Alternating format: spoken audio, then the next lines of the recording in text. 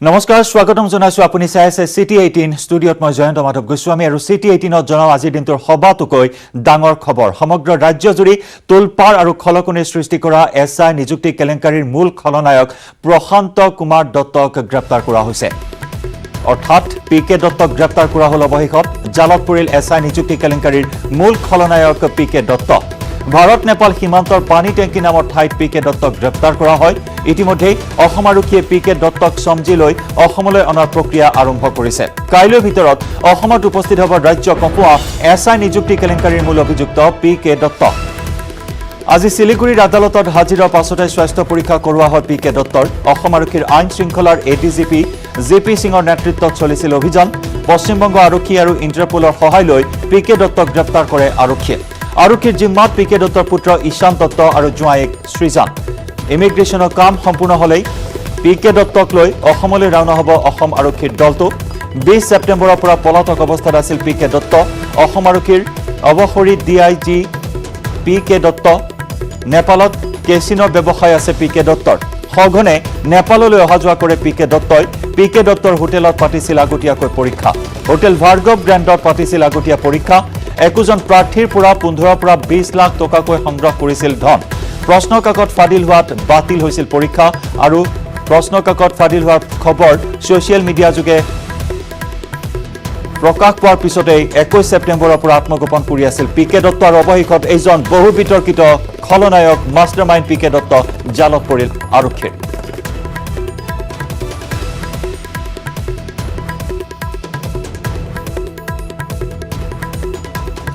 এই মুহূৰ্তত দুগৰাকীকৈ সাংবাদিকৰ সৈতে আমি পোনপটীয়া সম্প্ৰচাৰত যোগাযোগ স্থাপন কৰিছো আমাৰ সৈতে ধুবুৰীৰ পৰা আছে আমাৰ সাংবাদিক জ্যোতিৰ্ময় চক্ৰৱৰ্তী লগতে শিলিগুৰিৰ পৰা আছে আমাৰ সৈতে আমাৰ সাংবাদিক পাৰ্থজ্যোতি সৰকাৰ আমি প্ৰথমে শিলিগুৰি থকা আমাৰ সাংবাদিক পাৰ্থৰ সৈতে সংযুক্ত হৈছো যে পাৰ্থ আমি बताइए क्या जानकारी है आपके पास इस वक्त की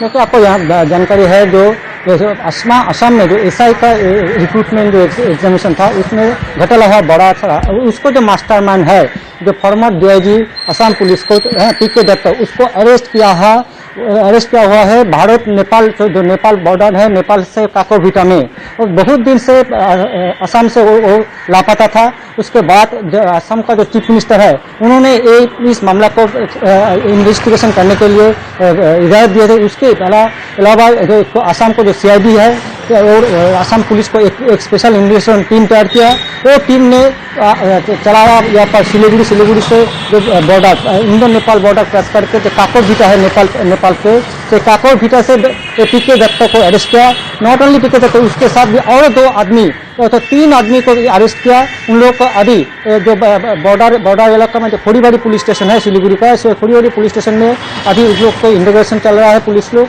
आज उसके बाद उन लोगों को कोर्ट में लेके आज तो नहीं आया सर अभी तक कोर्ट में उसको नहीं काल अगर होगा तो काल उसको सिलीगुड़ी अदालत में लेके आएंगे उसके बाद ट्रांजिट रिमांड में उसको असम लेके चला जाएगा पीके दत्त के साथ 2 आदमी होता 3 आदमी को अरेस्ट किया जो एसआई को रिक्रूटमेंट जो एग्जामिनेशन था एसआई ऑफ पुलिस असम को उसके जो बड़ा घोटाला हुआ उसके मास्टरमाइंड थे पीके दत्त और असम का चीफ मिनिस्टर जो इसको खुलाआम तदंत का निर्देश दिया उसके बाद भी किंतु ये पीके दत्त और उसके 2 साथी उसको अरेस्ट किया गया है और अभी तक जो जानकारी सिलीगुड़ी पुलिस से बोल रहा है कि अभी उसको साथ जो असम पुलिस और सीआईडी का जो इन्वेस्टिगेशन टीम आया लोग पीके दत्त उसके साथ जो 2 साथी थे उसको अभी इंट्रोगेशन कर रहा है और कौन कौन है इस मामला में क्योंकि जो रिटन एग्जाम था एसआई पुलिस को असम को वो परीक्षा भी बानचाल हो गया इसीलिए जो मास्टर में और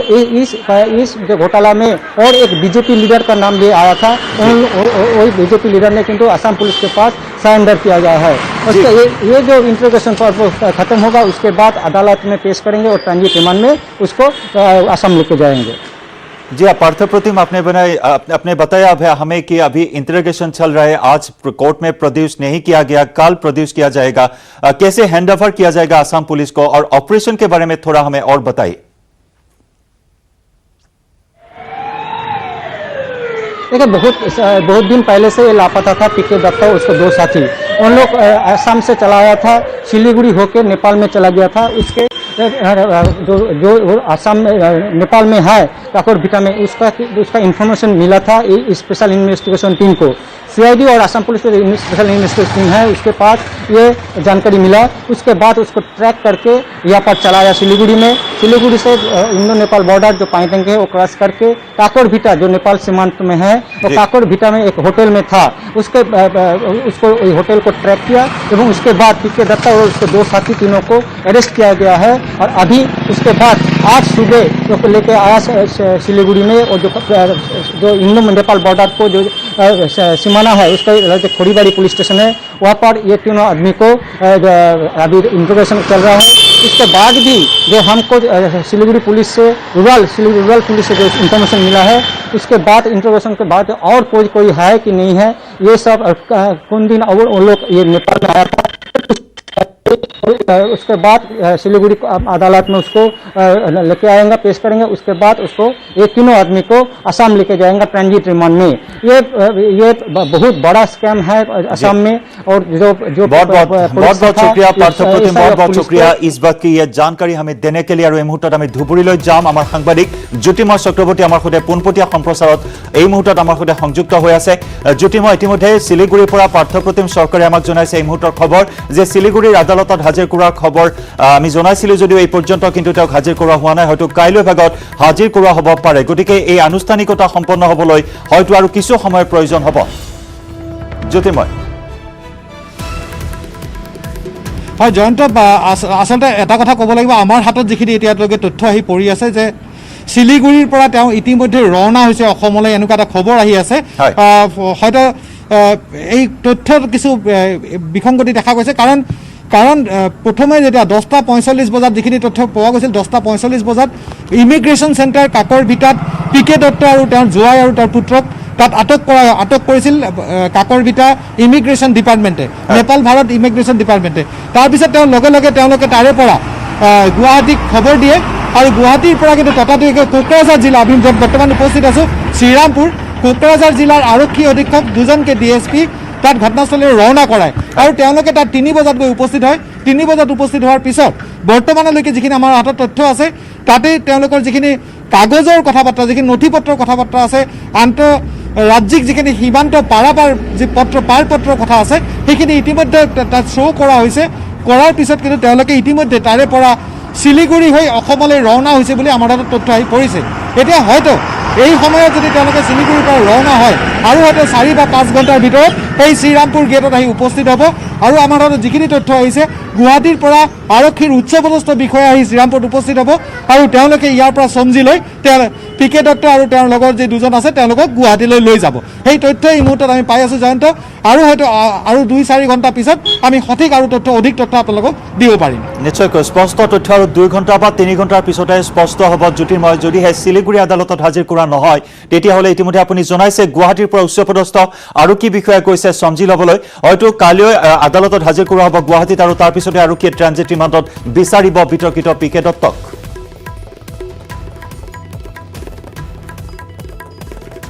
এটা কথা, ইয়াত কিন্তু যিহেতু এইটো ইণ্টাৰনেশ্যনেল কেছ হৈ গৈছে, যিহেতু ভাৰত নেপালৰ সম্বন্ধৰ কথা হৈ গৈছে, ইয়াত কিন্তু ট্ৰানজিট ৰিমাণ্ডৰ কথাটো নাহে শিলিগুড়ি বা পশ্চিমবংগ বা অসমলৈ। ইয়াত নেপালে ভাৰতক সমঝাই দিব। তেনে ক্ষেত্ৰত কিন্তু পশ্চিমবংগত তেনেকুৱা ট্ৰানজিট ৰিমাণ্ডৰ কথা নাহে বুলি তাৰে যি সূত্ৰ আছে, সেই সূত্ৰ এটা ক'ব বিচাৰিছে এই মুহূৰ্তত। তেনে ক্ষেত্ৰত এই শ্ৰীৰামপুৰ গেটলৈকে অসম আৰক্ষীৰ বৃহৎ দল এটা ইয়াত উপস্থিত হ'ব, আৰু ইয়াৰ পৰা যি আৰক্ষী দল আছে তেওঁলোকৰ পৰা পিকে দত্তক ইয়াৰ পৰা সমঝাই লৈ তেওঁলোকে গুৱাহাটীলৈ ৰাওনা হ'ব। সেই তথ্যই বৰ্তমানে আমাৰ হাতত আহি আছে, কিন্তু এতিয়ালৈকে গুৱাহাটীৰ পৰা কোনো উচ্চস্তৰীয় দল ইয়াত আহি উপস্থিত হোৱা নাই। নিশ্চয়কৈ এই মুহূৰ্তত জ্যোতিৰ্ময়, এটা বিষয় স্পষ্ট হৈ পৰিছে যে পিকে দত্তক গ্ৰেপ্তাৰ কৰাৰ বাবে বিভিন্ন মহলে দাবী উত্থাপন কৰি আহিছিল। শেহতীয়াকৈ দিবন ডেকাক গ্ৰেপ্তাৰ কৰা হৈছিল। দিবন ডেকা আৰু পিকে দত্তৰ মাজতেই এই তদন্ত প্ৰক্ৰিয়া সীমাবদ্ধ হৈ ৰ'ব নেকি, এই প্ৰশ্ন বিভিন্নজনে উত্থাপন কৰিছে। শেহতীয়াকৈ এই তদন্ত প্ৰক্ৰিয়া যেন কিছু স্তীমিত হৈছে, আৰু শেহতীয়াকৈ কংগ্ৰেছৰ উদ্যোগত বৃহৎ প্ৰতিবাদী কাৰ্যসূচী ৰূপায়ণ কৰা হৈছে। তদন্তৰ দায়িত্ব CBIক দিব লাগে, আৰু তাৰ বাবে কালি ধুবুৰীত এক উত্তপ্ত পৰিস্থিতিৰো সৃষ্টি হৈছে। গতিকে ইয়াৰ পৰা এতিয়া এটা কথা ক'ব পাৰি নেকি যে এই তদন্ত প্ৰক্ৰিয়া এটা নতুন মোড় লাভ কৰিব, এটা নতুন গতি লাভ কৰিব? নিশ্চয়কৈ জয়ন্ত, যেতিয়াৰ পৰা যিদিনাৰ পৰা এই ঘটনা সংঘটিত হৈছে তাৰ পিছৰ পৰাই কিন্তু পিকে দত্ত আত্মগোপন কৰি আছিল নেপালত।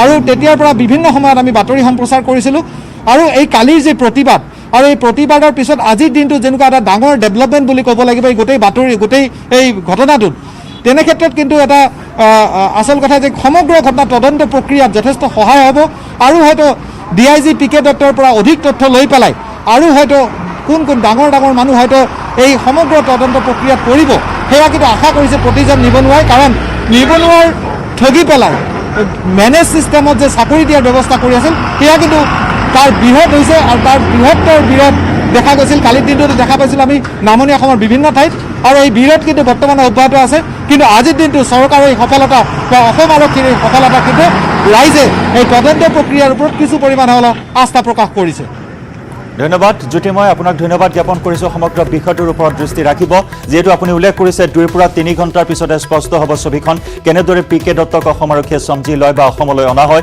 গুৱাহাটীলৈ অনা হয় সকলো কথা আৰু কিছু সময় পিছতে স্পষ্ট হৈ পৰিব আৰু এনেদৰে এক শ্বাসৰুদ্ধকৰ পৰিস্থিতি সীমান্তত ভাৰত নেপাল সীমান্তত গ্ৰেপ্তাৰ কৰা হয় PK দত্তক ইমান দিনেই নেপালত জোৱাইকৰ ঘৰত আত্মগোপন কৰি আছিল PK দত্তই 21 ছেপ্টেম্বৰৰ পৰা তেওঁ নিৰুদ্দেশ হৈছিল অসমৰ পৰা তেওঁ নেপাল অভিমুখে ৰাওনা হৈছিল আৰু অসমত ইমান দিনে তেওঁ নিৰুদ্দেশ হৈ থকাৰ পিছত নেপালত তেওঁৰ অৱস্থিতিৰ কথা জানিব পৰা হৈছিল আৰু ট্ৰেক কৰি তেওঁক অৱশেষত গ্ৰেপ্তাৰ কৰিবলৈ সক্ষম হয় আৰু ইফালে PK দত্তৰ গ্ৰেপ্তাৰ সন্দৰ্ভত মুখ্যমন্ত্ৰী সৰ্বানন্দ সোণোৱালে প্ৰকাশ কৰিছে প্ৰতিক্ৰিয়া মুখ্যমন্ত্ৰী সৰ্বানন্দ সোণোৱালৰ মন্তব্য মই পূৰ্বেই কৈছো কোনো দোষী হাৰি নাযায় কোনো দোষী ৰেহাই নাপায় সকলো দোষী জালত পৰিব আমাৰ ওপৰত আস্থা আৰু বিশ্বাস ৰাখক দোষীয়ে শাস্তি পাবই এই মন্তব্য মুখ্যমন্ত্ৰী সৰ্বানন্দ সোণোৱালৰ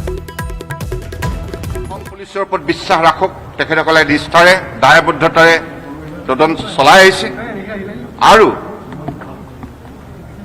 আগন্তুক দিনত এই কাম তেখেতসকলে নিষ্ঠাৰে সম্পূৰ্ণ কৰিব গতিকে আমি আপোনালোক সকলোৰে সহযোগিতা বিচাৰিছো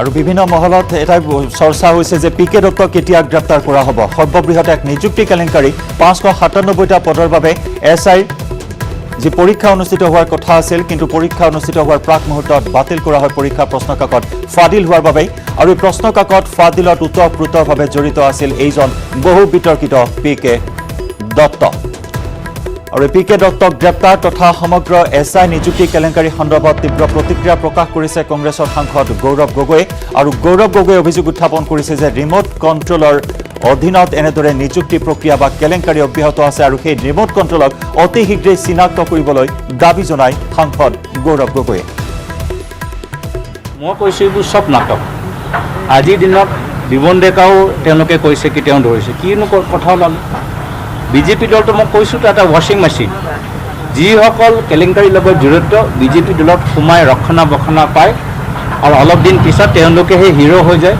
তেওঁলোককে মানে গোটেই তেওঁলোকৰ কলা ৰংটো মোহাৰি চাফা কৰি দিয়ে নিকা কৰি দিয়ে অলপ দিন চাব একে কথা হ'ব আমি বিচাৰোঁ PK দত্ত যেতিয়া আছিলে অসমৰ ভিতৰত তেতিয়াওতো তেওঁৰ ওপৰত কাৰোবাৰ হাতত ৰিম'ট কণ্ট্ৰল আছে সেই ৰিম'ট কণ্ট্ৰল থকা মানুহজন আমি বিচাৰোঁ আৰু PK দত্ত কোন বিভাগ PK দত্ত প্ৰাক্তন DIG গৃহ বিভাগৰ এই গোটেই এই কেলেংকাৰীৰ লগত ৰিম'ট কণ্ট্ৰলটো কাৰ হাতত আছে সেইটো ওলাবলৈ কাৰণে আমি বাৰম্বাৰ কৈছোঁ CBI বা জুডিচিয়েল ইনকুৱাৰীৰ জৰিয়তে মুখ্যমন্ত্ৰী বিষয়ববীয়াসকলৰ আমাক এই তদন্তৰ ভিতৰত সামৰিব লাগে তেতিয়াহে বাস্তৱ কথা ওলাই আহিব নহ'লে আপোনালোকে দেখিছে এই কেলেংকাৰী মাত্ৰ আৰক্ষী পৰীক্ষাত হোৱা নাই আজি পঞ্চায়ত গ্ৰাম্য উন্নয়ন বিভাগতে হওক বা ব্লেক লিষ্টেড ফাৰ্মৰ ক্ষেত্ৰতে হওক এটা গোটেই এটা চিণ্ডিকেট চলি আছে এই চিণ্ডিকেটৰ ভিতৰত কোনোবা এটা মাষ্টাৰ মাইণ্ড আছে কোনোবা এটা ৰিম'ট কণ্ট্ৰল আছে খালি SIটো নহয় এই গোটেই তদন্ত হ'বলৈ হ'লে এটা আমাক এই বৰ্তমানে CID ওপৰত আমাৰ কথাটো আমি নিৰ্ভৰ কৰিব নোৱাৰোঁ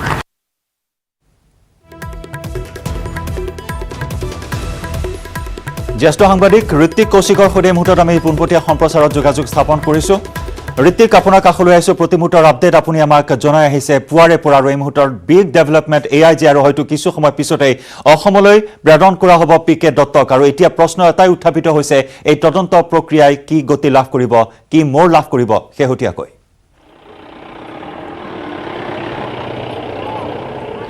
জয়ন্ত ইতিমধ্যে সকলোৱে গম পাইছে যে নেপালত আত্মগোপন কৰি থকা বা পি কে দত্তক গ্ৰেপ্তাৰ কৰিছিল আৰু কিছু সময় আগতে আমি যি তথ্য পাইছোঁ শিলিগুৰি আদালতত ট্ৰানজিট ৰিমাণ্ডৰ কাৰণে পি কে দত্তক হাজিৰ কৰোৱা হৈছে আৰু অসম আৰক্ষীৰ ফালৰ পৰা কোকৰাঝাৰ আৰক্ষী অধীক্ষক ৰাকেশ ৰোশন সেই টিমটোক লিড কৰি গৈছে, যিটো টিমে তেওঁলোকক লৈ আহিব অসমৰ সীমান্তলৈকে।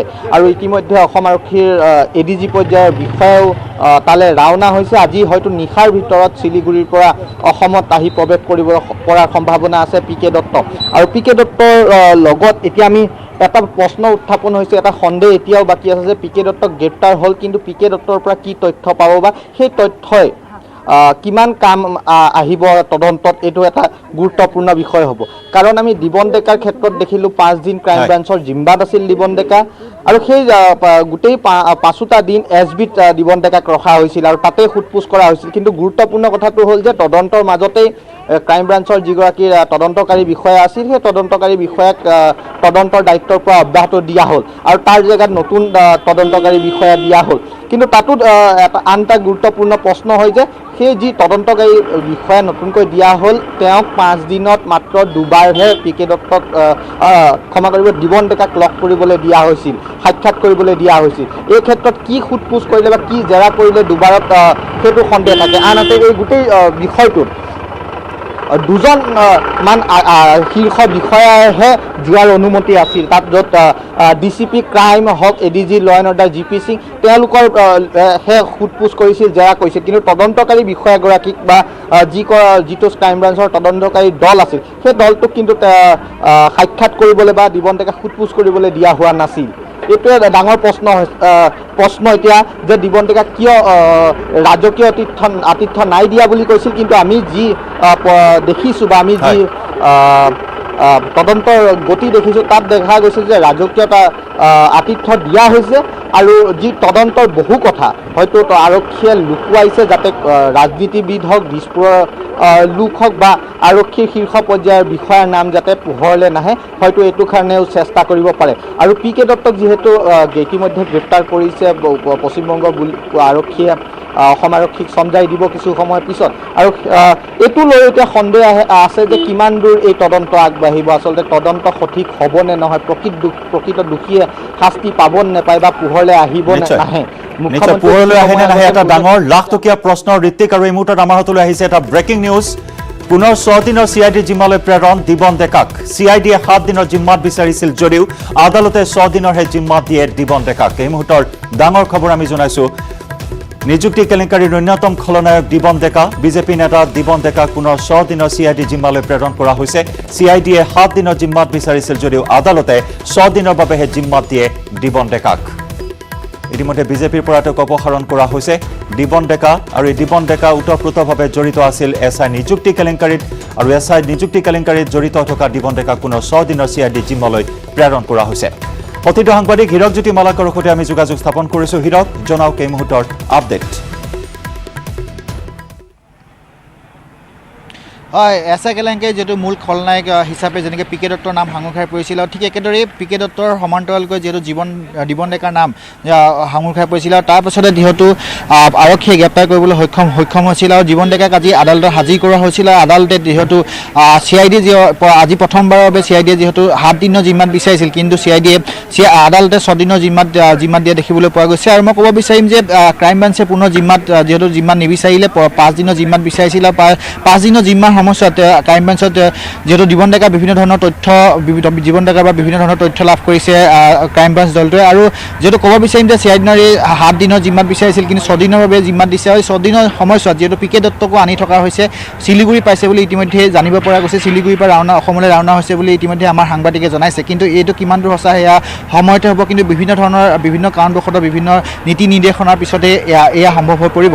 আৰু মই ক'ব বিচাৰিম যে এই 6 দিনৰ সময়ছোৱাত যিহেতু পি পি.কে. দত্তৰ সমান্তৰালকৈ জীৱন ডেকাকে একেলগে জেৰা কৰা হ'ব, দুয়োগৰাকীকে একেলগে হয়তো সমান্তৰালকৈ জেৰা কৰা হ'ব। জেৰা অন্তত নতুন নতুন তথ্য উদ্ঘাটন হোৱাৰ পূৰ্ণ সম্ভাৱনা আছে, যিহেতু পূৰ্বতে উল্লেখ কৰা হৈছিল বা বিভিন্ন ধৰণৰ বাতৰি সম্প্ৰচাৰ হৈছিল যে আৰু জীৱন ডেকাই বিভিন্ন ক্ষেত্ৰত কৈছিল যে তেওঁ কোনো ধৰণৰ ইয়াৰ লগত জড়িত নহয়। আচলতে তেওঁ জড়িত হয়নে নহয় এই সকলোবোৰ তথ্য আচলতে ফ্ৰণ্টে ফ্ৰণ্টে সোধা পোছা কৰিব আৰু সোধা পোছা অন্ততেই নতুন নতুন তথ্য উদ্ঘাটন হোৱাৰ সম্ভাৱনা আছে। আৰু এই যি কেলেংকাৰী, এই কেলেংকাৰীত কেৱল এই দুজনেই নহয়, এই দুজনে মূল খলনায়ক নহয়, ইয়াৰ উপৰিও বিভিন্ন বহুতো লোক আছে, বহুতো নামী দামী লোক আছে। হয়তো সেইবাবে হয়তো CID-য়ে 6 দিনৰ জিম্মাত বিচাৰিছে, যিহেতু পি.কে. দত্তকো আনি থকা হৈছে। দুয়োজনকে একেলগে সোধপোছ কৰিব, একেলগে সোধপোছৰ সময়ছোৱাত নতুন নতুন তথ্য উদ্ঘাটন হোৱাৰ সম্ভাৱনা আছে। জয়ন্ত, নিশ্চয়কৈ নতুন নতুন তথ্য উদ্ঘাটন হোৱাৰ সম্ভাৱনাৰ কথা বাৰে বাৰে কোৱা হৈছে, কিন্তু হীৰক এই সম্ভাৱনা হৈ ৰ'ব নেকি, এয়াও এটা প্ৰশ্ন। কিয়নো বিগত 5 দিন ধৰি ক্ৰাইম ব্ৰাঞ্চত কি তথ্য জনালে দিবন ডেকাই, তাৰ কিন্তু কোনো তথ্য ৰাজহুৱা কৰা হোৱা নাই বা সংবাদ মাধ্যমক জনোৱা হোৱা নাই।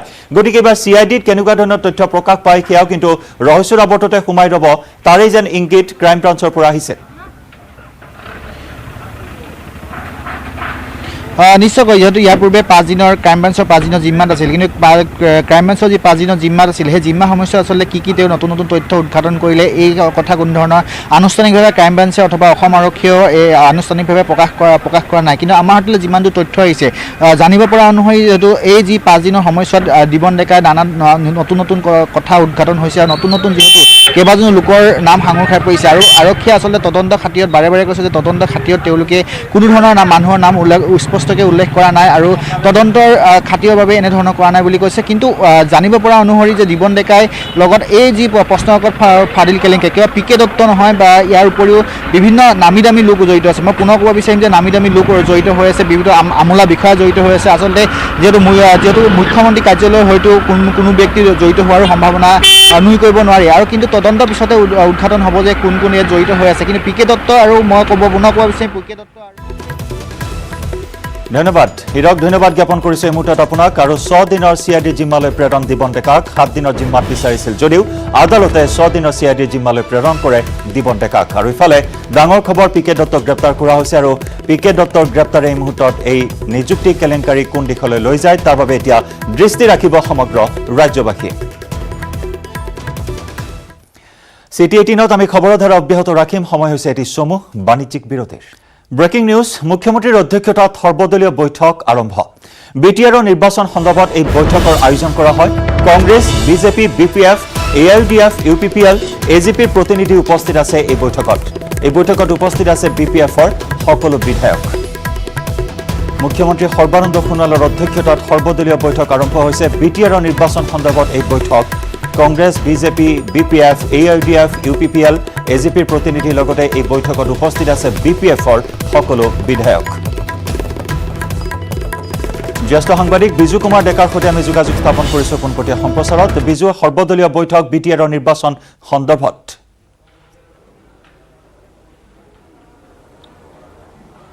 হয়, কৰোনা ভাইৰাছৰ সংক্ৰান্তত BTC এতিয়া বৰ্তমান অধিসূচনা জাৰি কৰি BTR কৰা হ'ল আৰু এই BTR অধীনস্থ অঞ্চলত পৰিষদীয় নিৰ্বাচন কেতিয়া অনুষ্ঠিত হ'ব সেই লৈ আজি সৰ্বদলীয় এক বৈঠক আহ্বান কৰিছে মুখ্যমন্ত্ৰী সৰ্বানন্দ সোণোৱালে। আৰু সেই বৈঠকখন ইতিমধ্যে আৰম্ভ হৈছে আৰু এই বৈঠকত আটাইকেইটা ৰাজ্যৰ দলে ইয়াত তেওঁলোকৰ প্ৰতিনিধিবৰ্গ ইয়াত উপস্থিত আছে। BPFৰ মুৰব্বী হাগ্ৰামা মহিলী আহি বৈঠকৰ পূৰ্বে মুখ্যমন্ত্ৰীক সাক্ষাৎ কৰি আন এক বৈঠকৰ বাবে তেওঁ ইতিমধ্যে বড়োলেণ্ড গেষ্ট হাউচলৈকে ৰাওনা হৈছে। আৰু এই বৈঠকত সৰ্বানন্দ সোণোৱালৰ লগতে নেডাৰ অধ্যক্ষ তথা বিত্ত তথা স্বাস্থ্য মন্ত্ৰী হিমন্ত বিশ্ব শৰ্মা, উদ্যোগ মন্ত্ৰী চন্দ্ৰমোহন পাটোৱাৰী, কেশৱ মহন্ত, অতুল বৰাৰ পৰা আৰম্ভ কৰি বহুকেইগৰাকী বিজেপি মন্ত্ৰী, বিধায়ক, AGPৰ মন্ত্ৰী আৰু ঠিক একেদৰে UPPLৰ সভাপতি প্ৰমোদ বড়ো উপস্থিত আছে। গণ সুৰক্ষা পাৰ্টীৰ প্ৰতিনিধি ইয়াত উপস্থিত আছে। AIDFৰ প্ৰতিনিধি উপস্থিত আছে। কংগ্ৰেছৰ প্ৰতিনিধি ইয়াত উপস্থিত আছে। আৰু কেনেদৰে BTR অধীনস্থ পৰিষদীয় নিৰ্বাচনখন অনুষ্ঠিত কৰিব পৰা যায় তাক লৈ সকলো দলৰ পৰামৰ্শ আৰু তেওঁলোকৰ যিসমূহ দাবী সেইসমূহ মুখ্যমন্ত্ৰীয়ে শুনিব। ইয়াৰ পাছত সিদ্ধান্ত গ্ৰহণ কৰিব। আৰু এই ক্ষেত্ৰত অহা কাইলৈ আবেলি 4 বজাত এক কেবিনেট বৈঠক আয়োজন কৰা হৈছে। আৰু সেই কেবিনেট বৈঠক আজিৰ বৈঠকৰ কথাবোৰ তাত পৰ্যালোচনা কৰি কেবিনেটৰ সিদ্ধান্ত গ্ৰহণ কৰাৰ পাছত ৰাজ্যিক নিৰ্বাচন আয়োগে এই ক্ষেত্ৰত এক অধিসূচনা জাৰি কৰিব আৰু এই অধিসূচনাত বিটিআৰ পৰিষদীয় নিৰ্বাচন কেতিয়া অনুষ্ঠিত কৰিব পৰা যায় সেইটো কাইলৈ কেবিনেটত চূড়ান্ত সিদ্ধান্ত গ্ৰহণ কৰিব। কিন্তু আজি এই বৈঠকখন অতি গুৰুত্বপূৰ্ণ এইটো কাৰণতে যে বিজেপিক বাদ দি আটাইকেইটা ৰাজনৈতিক দলে বিটিআৰ নিৰ্বাচন চলিত মাহতে সম্পন্ন কৰাৰ বাবে আহ্বান জনাইছে। ইয়াৰ বিপৰীতে কিন্তু স্বাস্থ্যমন্ত্ৰী হিমন্ত বিশ্ব শৰ্মাই কৰোনাৰ দোহাই দি এই নিৰ্বাচন ডিচেম্বৰলৈকে প্ৰত্যাহাৰ কৰিবলৈ পিছুৱাই দিবৰ বাবে তেওঁ অনুৰোধ জনাইছিল আৰু ইয়াৰ পৰিপ্ৰেক্ষিততে বিভিন্ন দল সংগঠনে বিটিআৰ অধীনস্থ অঞ্চলত তেওঁলোকে প্ৰতিবাদী কাৰ্যসূচী বিশেষতঃ 17 বছৰে শাসন চলোৱা BPF-এ প্ৰতিবাদী কাৰ্যসূচী চলাই আহিছিল আৰু ইয়াৰ পাছত আজি সৰ্বদলীয় বৈঠকত কি পৰামৰ্শ বা দাবী মুখ্যমন্ত্ৰীৰ সন্মুখত দাঙি ধৰিব আৰু তাৰ এইসমূহ পৰ্যালোচনা কৰাৰ পাছত কাইলৈ আবেলি 4 বজাত যি কেবিনেট বৈঠক অনুষ্ঠিত হ'ব এই খানাপাৰা ষ্টাফ কলেজতে তাতে চূড়ান্ত সিদ্ধান্ত গ্ৰহণ কৰা হ'ব। জয়ন্ত, ধন্যবাদ। বিজু, ধন্যবাদ জ্ঞাপন কৰিছোঁ। বৈঠক সন্দৰ্ভত শেহতীয়া তথ্য লাভ কৰিবলৈ আমি পৰৱৰ্তী সময়ত পুনৰ আপোনাৰ সৈতে সংযুক্ত হ'ম আৰু বিভিন্ন প্ৰতিক্ৰিয়া প্ৰতিবাদৰ অন্তত আজিৰ এই সৰ্বদলীয় বৈঠক আৰু কাইলৈ চূড়ান্ত কৰা হ'ব সিদ্ধান্ত কেতিয়া অনুষ্ঠিত হয় নিৰ্বাচন। আৰু শেহতীয়াকৈ সাংসদ নৱ কুমাৰ শৰণীয়াৰ তীব্ৰ প্ৰতিক্ৰিয়া প্ৰকাশ কৰিছে। যদিহে 21 অক্টোবৰৰ পিছত এদিনৰ বাবে ৰাজ্যপালৰ শাসন বৃদ্ধি কৰা হয় তেতিয়াহ'লে BTADত পৰিস্থিতি অধিক ভয়ানক হ'ব বুলি হুংকাৰ প্ৰদান কৰিছিল আৰু প্ৰত্যেকটো সংগঠনে দলেই তীব্ৰ প্ৰতিক্ৰিয়া প্ৰকাশ কৰি আহিছিল আৰু এই সৰ্বদলীয় বৈঠক বৰ্তমান আৰম্ভ হৈছে মুখ্যমন্ত্ৰী সৰ্বানন্দ সোণোৱালৰ নেতৃত্বত। গুৰুত্বপূৰ্ণ খবৰ, শাৰদীয় উৎসৱক লৈ কেন্দ্ৰীয় চৰকাৰৰ গুৰুত্বপূৰ্ণ নিৰ্দেশনা। 65 বছৰৰ ওপৰৰ লোক যাব নোৱাৰিব উৎসৱস্থলীলৈ, আনহাতে 10 বছৰৰ তলৰ শিশু যাব নোৱাৰিব উৎসৱস্থলীলৈ। লগতে অসুস্থ গৰ্ভৱতী মহিলা উৎসৱস্থলীলৈ যোৱাত নিষেধাজ্ঞা। পূজা মণ্ডপত ভিৰ নিয়ন্ত্ৰণ, সামাজিক দূৰত্ব আৰু চেনিটাইজেশ্যন কঠোৰভাৱে মানিব লাগিব। শোভাযাত্ৰা বা বিসৰ্জনৰ সময়ত সীমিত সংখ্যক লোককহে অনুমতি দিয়াৰ নিৰ্দেশ। দীঘলীয়া শোভাযাত্ৰাত এম্বুলেন্স ৰখাটো বাধ্যতামূলক। কোভিড প্ৰটকল মানিবলৈ মণ্ডপসমূহত পৰ্যাপ্ত কৰ্মী নিয়োগৰ নিৰ্দেশ। পূজাস্থলীত আইচলেশ্যন ৰুমৰ ব্যৱস্থা কৰাৰো নিৰ্দেশ। প্ৰৱেশ আৰু প্ৰস্থানৰ পৃথক পথৰ ব্যৱস্থা কৰাৰ নিৰ্দেশ। প্ৰৱেশ পথত থাৰ্মেল স্ক্ৰিনিং আৰু হেণ্ড চেনিটাইজাৰ বাধ্যতামূলক। কৰোনা লক্ষণ নথকা লোককহে পূজা মণ্ডপত সোমোৱাৰ অনুমতি। মাস্ক নিপিন্ধাকৈ পূজা মণ্ডপত প্ৰৱেশত নিষেধাজ্ঞা। আমি পুনৰ এবাৰ জনাইছোঁ, শাৰদীয় উৎসৱক লৈ কেন্দ্ৰীয় চৰকাৰৰ এই গুৰুত্বপূৰ্ণ নিৰ্দেশনা। 65 বছৰৰ ঊৰ্ধ্বৰ লোক লগতে 10 বছৰৰ তলৰ শিশু যাব নোৱাৰিব উৎসৱস্থলীলৈ, আনহাতে অসুস্থ গৰ্ভৱতী মহিলা উৎসৱস্থলীলৈ যোৱাত নিষেধাজ্ঞা। পূজা মণ্ডপত ভিৰ নিয়ন্ত্ৰণ, সামাজিক দূৰত্ব আৰু চেনিটাইজেশ্যন কঠোৰভাৱে মানিব লাগিব। শোভাযাত্ৰা বা বিসৰ্জনৰ সময়ত সীমিত সংখ্যক লোককহে অনুমতি দিয়াৰ নিৰ্দেশ। দীঘলীয়া শোভাযাত্ৰাত এম্বুলেন্স থকাটো বাধ্যতামূলক। কোভিড প্ৰটকল মানিবলৈ মণ্ডপসমূহত পৰ্যাপ্ত কৰ্মী নিয়োগৰ নিৰ্দেশ। পূজাস্থলীত আইচলেশ্যন ৰুমৰ ব্যৱস্থা কৰাৰ নিৰ্দেশ। প্ৰৱেশ আৰু প্ৰস্থানৰ পৃথক পথৰ ব্যৱস্থা কৰাৰ নিৰ্দেশ। প্ৰৱেশ পথত থাৰ্মেল স্ক্ৰিনিং আৰু হেণ্ড চেনিটাইজাৰ বাধ্যতামূলক। কৰোনা লক্ষণ নথকা লোককহে পূজা মণ্ডপত সোমোৱাৰ অনুমতি আৰু মাস্ক নিপিন্ধাকৈ পূজা মণ্ডপত প্ৰৱেশ কৰিব নোৱাৰিব কোনো লোকে। এই মুহূৰ্তৰ আন এক ব্ৰেকিং নিউজ, বিহাৰত বিজেপি আৰু DGUৰ আসন বুজাবুজি। পুনৰ জনাইছোঁ, JDUৰ আসন বুজাবুজি। বিহাৰত বিজেপি আৰু JDUৰ আসন বুজাবুজি। নীতিশ কুমাৰৰ নেতৃত্বত খেলিব নিৰ্বাচন। 121খন আসনত প্ৰতিদ্বন্দ্বিতা কৰিব বিজেপিয়ে। JDUৱে নিৰ্বাচন খেলিব 122খন আসনত। সংবাদ মেলত ঘোষণা মুখ্যমন্ত্ৰী নীতিশ কুমাৰৰ 22খন আসনত। সংবাদ মেলত ঘোষণা কৰে মুখ্যমন্ত্ৰী নীতিশ কুমাৰে। 28 অক্টোবৰ, 3 আৰু 7 নৱেম্বৰত হ'ব ভোটগ্ৰহণ।